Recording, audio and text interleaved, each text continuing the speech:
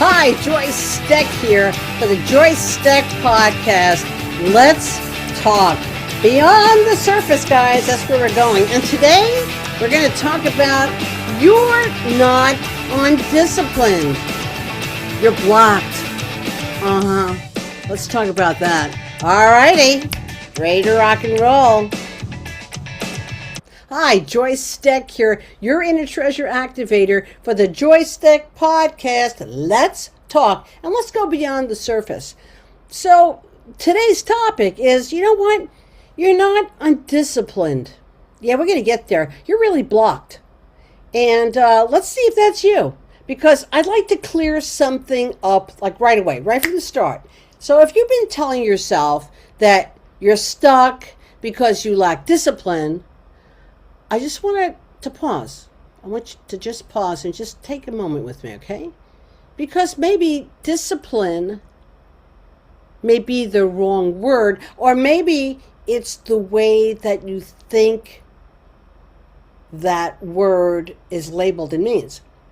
You see, if the word is wrong, the solution will be wrong. I'm going to run that by you again. If the word is wrong, then the solution will be wrong. So today I want to talk about why so many intelligent, aware, capable people feel like they're looping. And this might be you. Do you feel like you're looping? You think the same thoughts over and over again. You make the same promises to yourself, right? You make the same promises and you keep trying, not doing, trying again and again. And why that has nothing to do with self-control. Breathe. You see, a lot of people come to me convinced that they're failing at discipline. They say things like, oh, I just need to try harder. Or, I need more willpower, Joyce. I just need more willpower. I don't have willpower. Or, I need to be stricter with myself. I just need to be stricter and harder on myself. But listen carefully, all right? I'm going to be shaking some ideas here, okay? But listen carefully. When effort, any kind of effort increases and movement doesn't, okay, let me repeat that. When effort increases, I got to try harder, I got to do more, I got to be stricter. But the movement doesn't. I don't believe that's a discipline problem. That's what I would call a block. You can call it resistance. You can call it something else. But I don't really think it falls under a discipline problem. Now, hear me out. Hear me out right now. I know we can have 50 million discussions on this, but just hear me out, okay? You see, when you mislabel a block as a character flaw, you end up fighting yourself instead of removing what's in the way. All right, just pause, just listen, right? When you mislabel a block as a character flaw, there's something wrong with me. What you wind up with, you end up fighting yourself instead of actually going in and removing what's in the way. Keep breathing. This is one of those breathing ones. So I want to take an opportunity to redefine a word that to me has been misunderstood for a very long time. Discipline was never meant to mean control. Originally, discipline was about what you do when you hit a roadblock. Discipline is not meant to be the roadblock. Discipline was about what you do when you hit a roadblock. Got it?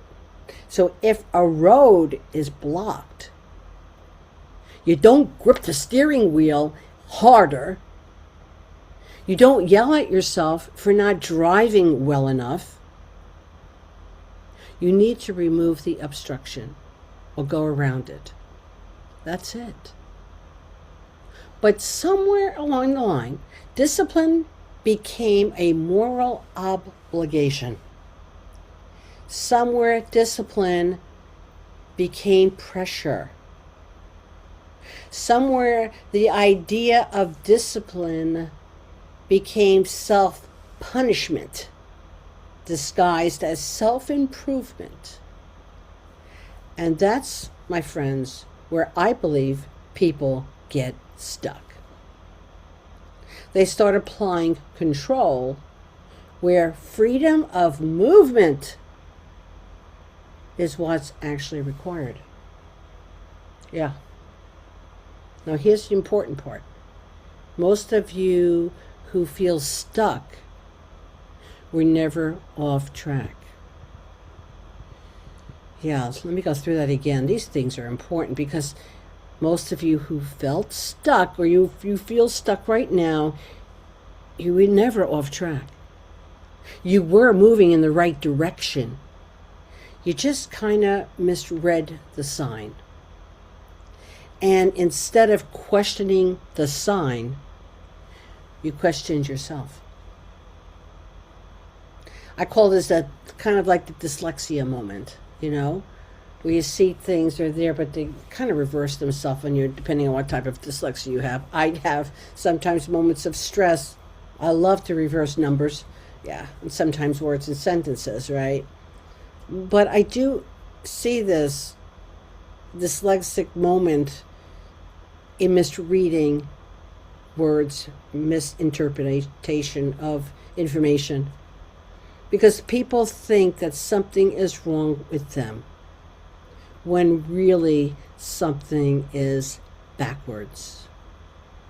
Like dyslexia, it's not an inability, it's a reversal. You didn't fail at discipline.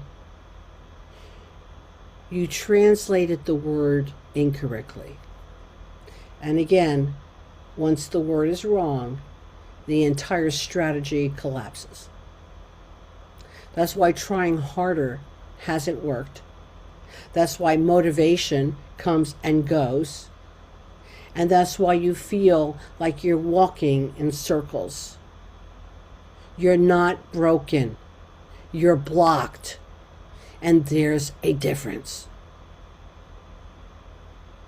You don't need more control. You need the obstacle removed. And very often, the obstacle is a belief.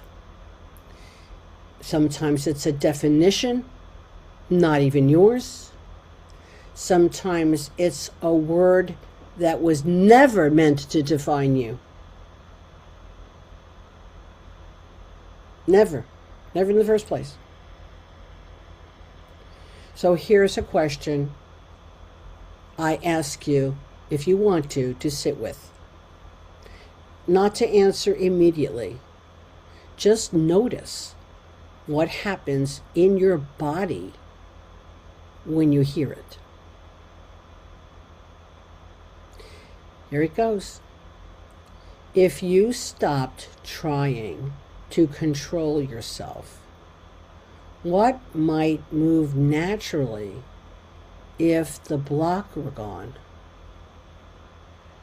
If you stop trying to control yourself, what might move naturally if the block were gone? No forcing, no fixing, no promises, just movement. Because real discipline isn't about clamping down. It's about clearing the path so life can move forward again. If this landed for you, just let it work. Because sometimes the most powerful shifts happen when the struggle ends. And then movement returns on its own.